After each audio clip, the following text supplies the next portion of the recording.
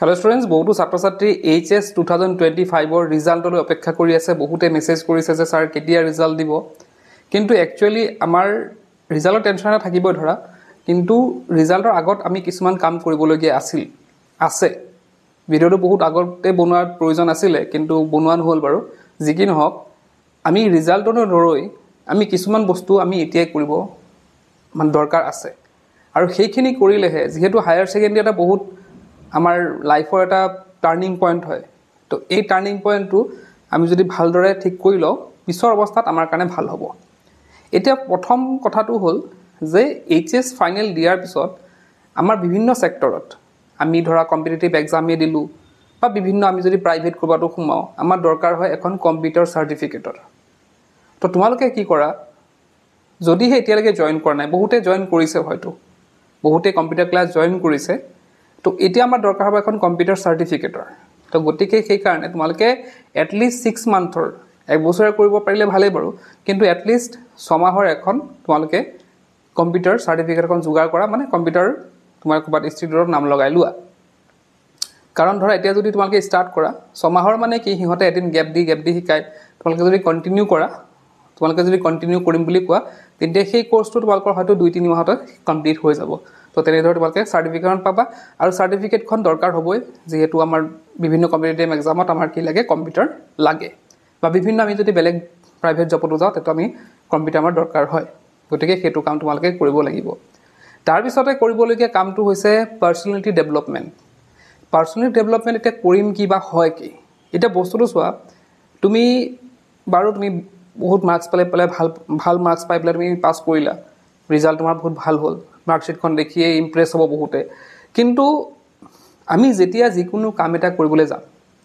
Like তুমি কোৱা interview দিবলৈ গৈছা বা ক'বাত জব বিচাৰি গৈছা তেতিয়া তোমাৰ দৰকাৰ হ'ব কি তোমাৰ পাৰ্সোনালিটি দৰকাৰ হ'ব তুমি কিদৰে খুসকাহিছা কিদৰে কথা পাতিছা কিদৰে বহিছা সেইটো বস্তু আমি এটা ইমপ্ৰুভ কৰিব লাগিব সেইখিনি কথা মই এতিয়া কিয় কৈছো কাৰণ হায়াৰ সেকেন্ডাৰী পিছত বহুতো ছাত্ৰ-ছাত্ৰী এনেকুৱা অৱস্থা আছে ঘৰ অৱস্থা বেয়া দুখীয়া ছাত্ৰ-ছাত্ৰী আছে বহুতে তেওঁলোকে হয়তো বহুতে কিবা জব বিচাৰি যাব বা ক'বাত পাৰ্ট টাইম হলে তেওঁলোকে কৰিবলৈ যাব তো সেইখিনি কাম কৰোতে আমি জবৰ ইন্টাৰভিউ দিব যাওতে বা জব বিচাৰি যাওতে তুমি যদি নিজৰ পাৰ্সোনালিটি ঠিক কৰি নলুৱা তোমাকক এতিয়া চোৱা যোনে এপইন্ট কৰিব আমাক তেওঁ আমাৰ কি চাই তেওঁ চাব যে তেওঁ কেনেদৰে খুসকাহিছে কেনেদৰে বহিছে কেনেদৰে কথা পাতিছে মাৰ্কশিটখন পিছত চাব মাৰ্কশিটখনো চাব এজন সুকা ছাত্ৰই বহুত পাৰ্সেন্টেজ বহুত কিন্তু তেওঁ যদি ভালদৰে কথা পাতিব নাজানে ভালদৰে বহিব নাজানে তেনে ছাত্ৰ বা যিকোনো মানে তেনেকে কোনিকুতে এপইন্টমেন্ট নিদিয়ে গতিকে হেতুৰ ক্ষেত্ৰত আমি কি কৰিব লাগিব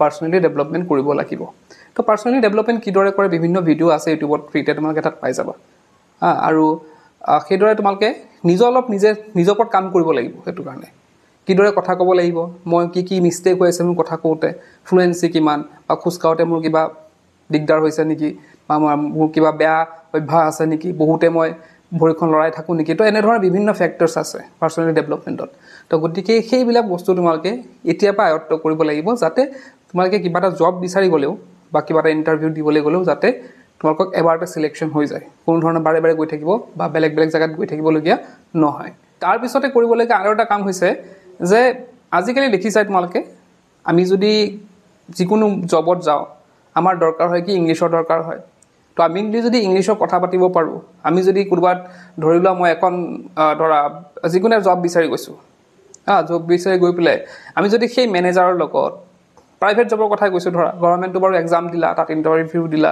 হেতু এটা বেলেগ সেক্টৰ কিন্তু সবেটো চৰকাৰী চাকৰি নাপায় হয়তো কোনোবা প্ৰাইভেটটো যাবলগীয়া হ'ব পাৰে আৰু প্ৰাইভেট চৰকাৰী আজিকালি কথা নাই সবতে ধৰা প্ৰাইভেটত বেছি পইচা আছে ক'বলৈ গলে আৰু আজিকালি চৰকাৰী চাকৰিত ক'বলৈ গলে তোমালকে লাইক পেনশন যেহেতু নাইকিয়া হৈ গৈছে গতিকে একেই হৈ যায় আজিকালি গোটেখিনি একেই ক'বলৈ গলে তো প্ৰাইভেটত যদি আমি ভালকে মাথা মাৰো তাতো কিন্তু ভাল স্যালাৰি এটা পাম তো সেই প্ৰাইভেট সেক্টৰৰ ক্ষেত্ৰৰ কথা যদি কও তাত যদি তোমালকে গৈ পেলাই ম্যানেজাৰৰ লগত ইংলিশৰ কথা পাতিব পাৰা ভাবা যদি ইংলিশৰ কথা পাতিব পাৰা সেই ম্যানেজাৰজনে একে চুটতে তোমাকৰ ইমপ্ৰেস হৈ গল তো তেনে ধৰণৰ আজিকালি বহুতো যেতিয়া জবৰ ৰিকোয়াৰমেন্ট উলাই তে তাতে তোমাক লিখি থাকে বহুতো লিখা থাকে যে ইংলিশ জানিব লাগিব ল্যাঙ্গুৱেজৰ ভিতৰত ইংলিশটো জানিব লাগে তো সেই কাৰণে আমি কি কৰিব লাগিব আমি যিমান কেদিন আছে সেইকিনতে আমি ট্ৰাই কৰিব লাগিব যে আমাৰ ঠিকঠাক যাতে আমি ইংলিশ এটা ক'ব পাৰো মানে ঠিকঠাক যাতে আমি ইংলিশ যাতে যোনখিনি নৰমাল ইংলিশখিনি আছে বেছি হাই ফাই নগ'লেও আমি যাতে নৰ্মেল ইংলিছখিনি মানে কাৰোবাৰ লগত কথা পাতোঁতে আমি যাতে সেইখিনি ক'ব পাৰোঁ, যাতে আমাৰ কথাখিনি বুজি পায় বা সিহঁতৰ কথাখিনি মই বুজি পাওঁ। তো সেইকাৰণে আমাৰ কি দৰকাৰ হ'ব, লাইক আমি স্পকেন ইংলিছৰ কোৰ্চ এটা কৰিব পাৰোঁ। এতিয়া তোমালোকৰ চোৱা, স্পকেন ইংলিছৰ তোমাৰ যদি অফলাইন ক'ৰবাত চেণ্টাৰ আছে তাত গৈ পেলাই তোমালোকে শিকিব পাৰা, বা আমাৰ এটা কোচ আছে অলৰেডি, আমাৰ কোৰ্চ এটা পাইছাই তোমালোকে হয়তো, মাত্ৰ 249ত স্পকেন ইংলিছৰ কোৰ্চ এটা আছে, মাত্ৰ 249। বাহিৰত কৰিব গ'লেতো তোমালোকৰ 10,000 to 15,000 বিচাৰিব, কিন্তু মাত্ৰ 249 ৰুপিজত আমি দি আছোঁ।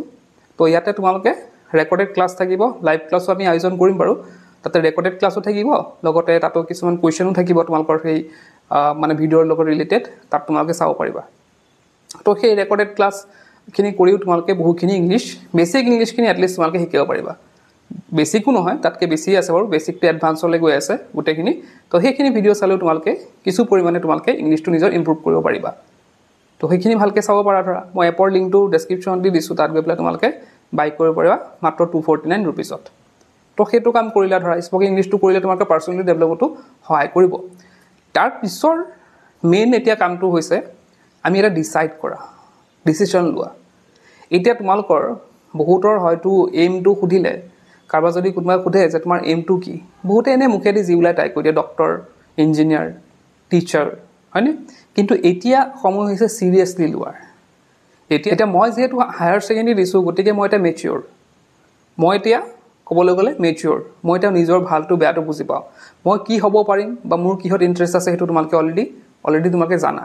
গতিকে সেই জানাৰ পৰা আমি কি কৰিব লাগিব, আমি এটা ডিচাইড কৰিব লাগিব যে এতিয়া মই কি কৰিম। এতিয়া কোনোবা ডক্টৰ বা ইঞ্জিনিয়াৰ হ'ব, তেওঁলোকে বাৰু নীট বা JEE দিবই, তেওঁলোকে সেইটো চেষ্টা কৰিবই তেওঁলোকে। কিন্তু যিসকলে ডক্টৰ বা ইঞ্জিনিয়াৰ হোৱাৰ সপোন নাই, তেওঁলোকৰতো কিবা এটা কৰিব লাগিব, হয় নহয়? তো এতিয়া ধৰা কোনোবাই ভাবিছে যে মই টিচাৰ হ'ম, তো টিচাৰ হ'বলৈ গ'লে সেইখিনি কি দৰকাৰ হয়, বা বেলেগ কিবা যদি হ'ব বিচাৰিছোঁ, টেকনিচিয়ান হ'ব বিচাৰিছোঁ বা বেলেগ কিবা, যিকোনো বস্তু আমি কি কৰিব লাগিব, অলপ চাৰ্চ কৰিব লাগিব যে কি হ'ব পাৰি এতিয়া। আৰু আজিকালি গতানুগতিক কোৰ্চবিলাক কৰি লাভ নাই। তোমালোকৰ যদি বেছিক এইম নাই, তেতিয়া গতানুগতিক তোমালোকে ডিগ্ৰী পঢ়িলা, কিন্তু এইম নাই, কিন্তু ডিগ্ৰী পঢ়িলা।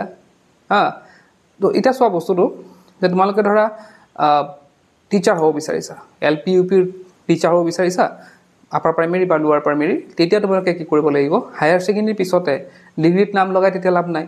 যদি তোমালোকৰ এইমটো কি আছে LP বা UP টিচাৰ হোৱাৰ, তেতিয়া তোমালোকে কি কৰিব লাগিব, DLED কৰিব লাগিব। DLED কৰিব লাগিব। DLED কৰাৰ পিছত তোমালোকে ডিগ্ৰী কৰি থাকা। বস্তুটো কিহৰ কাৰণে কৈছোঁ, হায়াৰ ছেকেণ্ডেৰী পঢ়াৰ পিছত তোমালোকে যেতিয়া ধৰা DLED কৰিলা, DLED কৰাৰ পিছতে তোমালোকে ইলিজিবল কি হ'বা, টেট দিবলৈ ইলিজিবল হ'বা। DLED কৰাৰ পিছত টেট দিবলৈ ইলিজিবল হ'বা। তো তোমালোকে কি কৰিলা, হায়াৰ ছেকেণ্ডেৰী পঢ়িলা, DLED কৰিলা 2 বছৰীয়া, তাৰপিছত তোমালোকে টেট দিলা, পিছত চাকৰি পাই গ'লা ধৰি লোৱা। এতিয়া তোমালোকে যদি DLED প্ৰথমতে কৰি লোৱা, কি হায়াৰ ছেকেণ্ডেৰী কৰিলা, তাৰপিছত বোলে মই গ্ৰেজুৱেশ্যন কৰিলোঁ, তাৰপিছত মই DLED কৰিলোঁ, মাজত কিমান বছৰ গেপ আহিল, 3 বছৰ গেপ আহি গ'ল। সেই 3 বছৰ বহুত কম্পিটিশ্যন বাঢ়ি যাব, 3টা বেটছ ওলাব। গতিকে তোমালোকে সেই বস্তুবিলাক চাবা অলপ। বোলে মই BEd কৰিম, BEd কৰাৰ ক্ষেত্ৰতো তোমালোকে হায়াৰ ছেকেণ্ডেৰী কৰিব লাগিব, পাছত ডিগ্ৰী কৰিব লাগিব, তাৰপিছত BEd কৰিব লাগিব। ইয়াতো আৰু এটা কথা কৈ দিওঁ যে বহুতে কি কৰে, হায়াৰ ছেকেণ্ডেৰী কৰিলে, ডিগ্ৰী কৰিলে, তাৰপিছত মাষ্টাৰ্ছ কৰিলে, তাৰপিছত BEd কৰিলে। সেইটো কৰাতকৈ আমি যদি প্ৰথমতে কি কৰোঁ, হায়াৰ ছেকেণ্ডেৰী কৰিলোঁ, ডিগ্ৰী কৰিলোঁ, তাৰপিছত BEd কৰিলোঁ, তাৰপিছত মাষ্টাৰ্ছ কৰিলোঁ। তো আমি BEd কৰাৰ লগে লগে আমাৰ কি হ'ব, আমি কোৱালিফাই কৰিম কিহৰ কাৰণে, আমি হাই স্কুলৰ টিচাৰৰ কাৰণে কোৱালিফাই কৰিম, টেট দিব লাগিব, টেটত পাছ কৰি আমি চাকৰি পাম। তো বস্তুখিনি অলপ মিলাই লোৱা, বস্তুখিনি এতিয়া মিলাবলগীয়া হ'ল। তো এতিয়াৰ পৰা তোমালোকে সেইটো বস্তু, মই জাষ্ট এটা লাইনৰ কথা কৈছোঁ যোনটো মই ক্লিয়াৰলি জানো, বাকী তেনেকুৱা বহুত লাইন আছে। তেনেকুৱা ধৰা গতানুগতিক আমি যদি কোৰ্চবিলাক কৰাতকৈ, য'ত কম্পিটিশ্যন বেছি, তাতকৈ আমি যদি অলপ বেলেগকৈ কৰোঁ, বেলেগ কিছুমান কোৰ্চ কৰোঁ, তেতিয়া আমাৰ কি হ'ব, বেছি বেটাৰ ৰিজাল্ট এটা পাম আমি। য'ত কম্পিটিশ্যন কম হ'ব, তাত আমাৰ কি হ'ব, বেটাৰ অপৰচুনিটি থাকিব। গতিকে এনেধৰণৰ কথাবিলাক আমি কি কৰিম, কি কৰিবলৈ গৈ আছোঁ, সেইবিলাক এটা মাইণ্ডছেট তোমালোকে বনোৱা। এইকেইদিনত সময় পাইছা, হায়াৰ ছেকেণ্ডেৰী পাছ কৰাৰ পিছত তোমালোকে ধৰা ডিগ্ৰীতে নাম লগাই দিলা, তাৰপিছত তোমালোকে ভাবিলা যে ডিগ্ৰী নকৰি বেলেগ এটা কৰাই ভাল আছিলে। তো এনেধৰণৰ চিন্তাধাৰা পিছত অহাতকৈ এতিয়াৰ পৰা যদি তোমালোকে ভালদৰে চিন্তা কৰি চোৱা, তেতিয়া তোমালোকৰ কি হ'ব, বেটাৰ হ'ব, লাইফটো বেটাৰ হ'ব।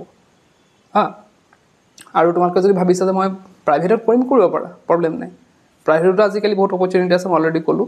তো প্ৰাইভেটতো কৰিব পাৰা। তো সেইমতে তোমালোকে নিজৰ এক্সপিৰিয়েঞ্চটো মানে বঢ়াব লাগিব। তোমালোকে আৰু এটা চাব পাৰা যে তোমালোকৰ ধৰা মোৰ ইচ্ছা গৈছে যে মোৰ টিচাৰ হোৱাৰ ইচ্ছা আছে মোৰ টিচাৰ হোৱা। এতিয়া মই কি কৰি আছোঁ, মই নাজানো যে টিচাৰ প্ৰচেছিংটো কিবা কিদৰে টিচাৰ হ'ব পাৰি বা কিদৰে ইঞ্জিনিয়াৰ হ'ব পাৰি বা বেলেগ কিবা যিকোনো ছেক্টৰত কিদৰে হ'ব পাৰি। তো সেই ছেক্টৰৰ লগত জড়িত মানুহবিলাকৰ লগত কথা পতা। সেই ছেক্টৰৰ লগত যোন জড়িত আছে তেওঁলোকৰ লগত কথা পাতিলে তোমালোকক নিশ্চয় তেওঁলোকে ভাল পৰামৰ্শ এটা দিব যে কিদৰে তোমালোকে এইটো মানে পাবা, কি কোৰ্চ কৰিব লাগিব বা কি পঢ়িব লাগিব, তেওঁলোকে সেইটো তোমালোকক গাইড কৰি দিব। তো এনেদৰে তোমালোকে যদি হায়াৰ ছেকেণ্ডেৰী ৰিজাল্টটো দিয়াৰ আগত এইখিনি কাম কৰি লোৱা, মই ভাবোঁ তোমালোকৰ মানে লাইফত ক'তো ৰ'বলগীয়া নহয়, তোমালোকে অপৰচুনিটি বহুত পাবা লাইফত। গতিকে সেইখিনি কাম কৰিবা। তো আজি ভিডিঅ'টো শেষ কৰিলোঁ, কি পৰ জেমিকেল না।